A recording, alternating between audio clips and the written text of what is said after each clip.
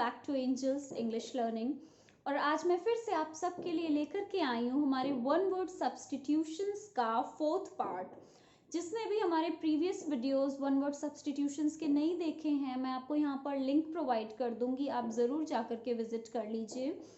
जैसा कि मैं आपको पहले ही बता चुकी हूँ, इन्हें लर्न करना थोड़ा सा टिपिकल हो जाता है, तो मैं आपको यहाँ पर कुछ वन वर्ड सब्स्टिट्यूशंस 1 to 15 इस तरह से प्रोवाइड करूँगी। मैं उनको हिंदी एक्सप्लेनेशन भी आपको बताऊँगी, जिससे आप आसानी से इन्हें लर्न कर सकेंगे, समझ सकेंगे। तो चलिए हम कंटिन्यू करते हैं हमारा आज का लेसन।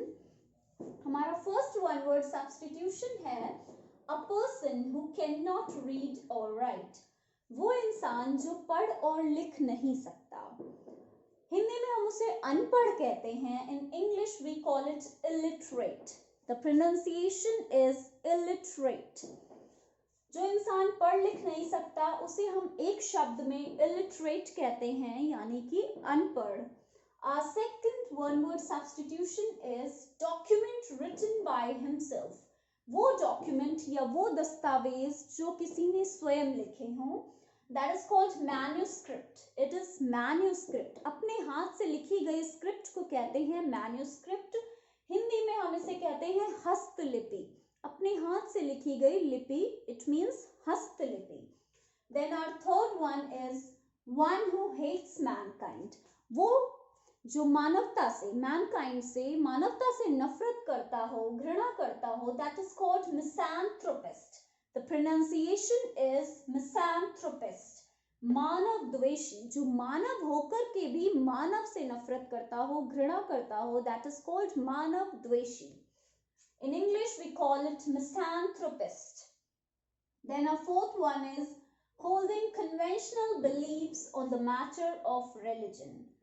पुराने अंधविश्वास को रखने वाला, धर्म के नाम पर अंधविश्वास को रखने वाला या अंधविश्वास को मानने वाला, that is called orthodox.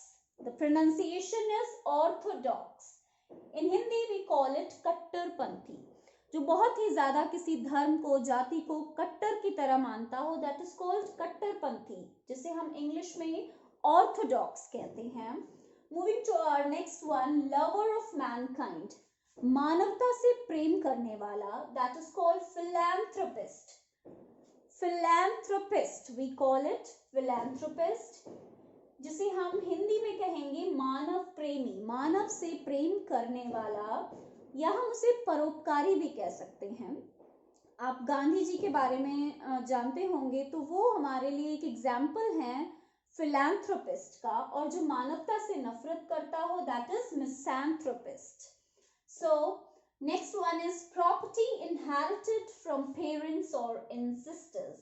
वो प्रॉपर्टी जो हमें हमारे पेरेंट्स से, हमें हमारे माता पिता से या हमारे एंसेस्टर्स मीन्स पूर्वजों से मिलती है, दैट प्रॉपर्टी इज कॉल्ड पैट्रिमनी. पैट्रिमनी, जो हमें हमारे पेरेंट्स से मनी मिलता है, दैट इज कॉल्ड पैट्रिमनी. आप इसे इजीली ट्रिक से लर्न भी कर सकते हैं. पेरेंट्स से मिलने वाला पैसा या संपत्ति इज कॉल्ड पैट्रिमनी, पैतृक संपत्ति, या आप उसे हिंदी में विरासत भी कहते हैं.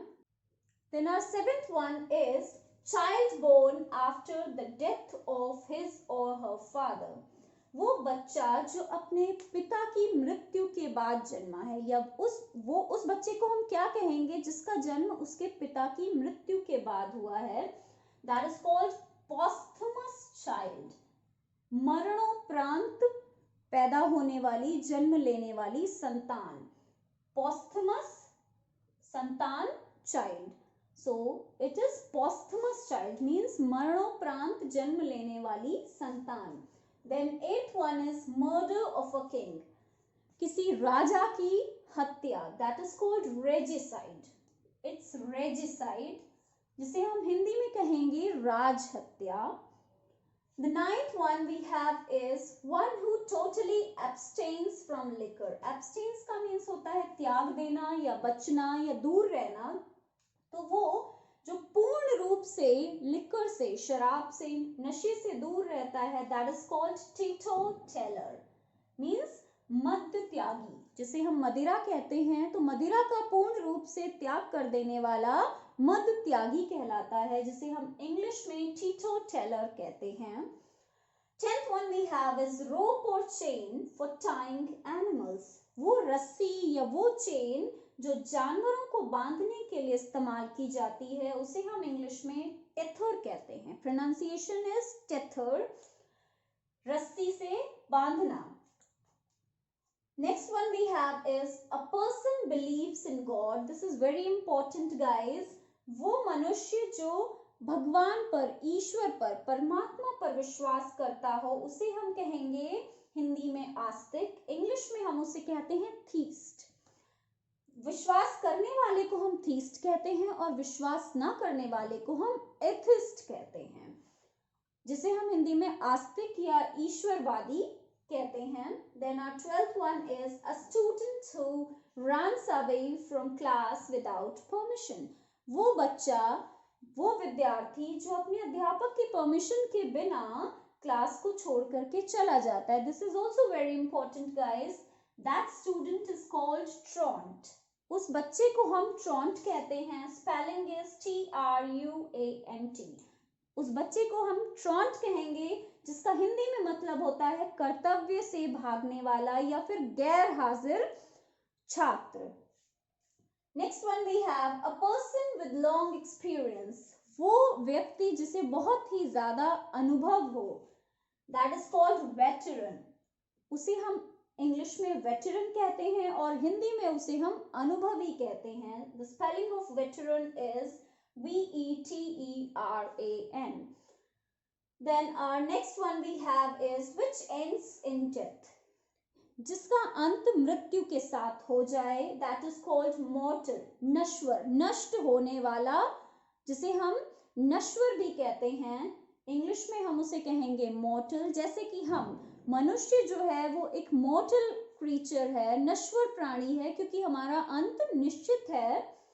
Then our next one, want of rain. जब वर्षा की आवश्यकता महसूस होने लगे उस स्थिति को हम कहते हैं drought, सूखा पड़ना या अकाल पड़ना.